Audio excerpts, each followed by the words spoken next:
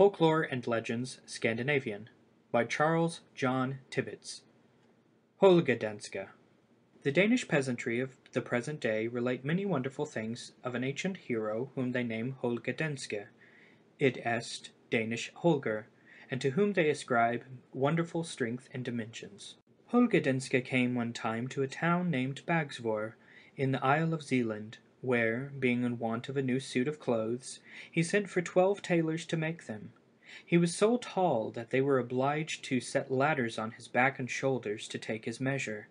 They measured and measured away, but unluckily a man, who was on the top of one of the ladders, happened, as he was cutting a mark in the measure, to give Holger's ear a clip with his scissors.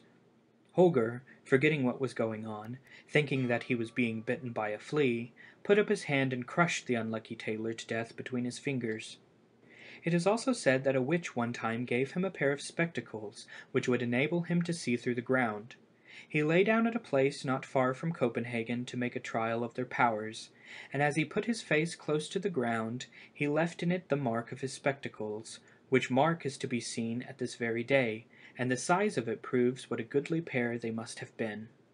Tradition does not say at what time it was that this mighty hero honored the isles of the Baltic with his actual presence, but, in return, it informs us that Holger, like so many other heroes of renown, is not dead, but sleepeth.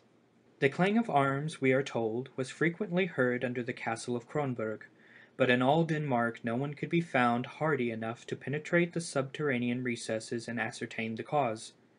At length a slave, who had been condemned to death, was offered his life and a pardon if he would go down, proceeded through the subterranean passage as far as it went, and bring an account of what he should meet there.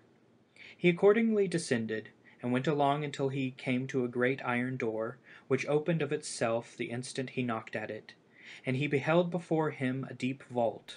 From the roof in the center hung a lamp whose flame was nearly extinct, and beneath was a huge great stone table, around which sat steel-clad warriors, bowed down over it, each with his head on his crossed arms.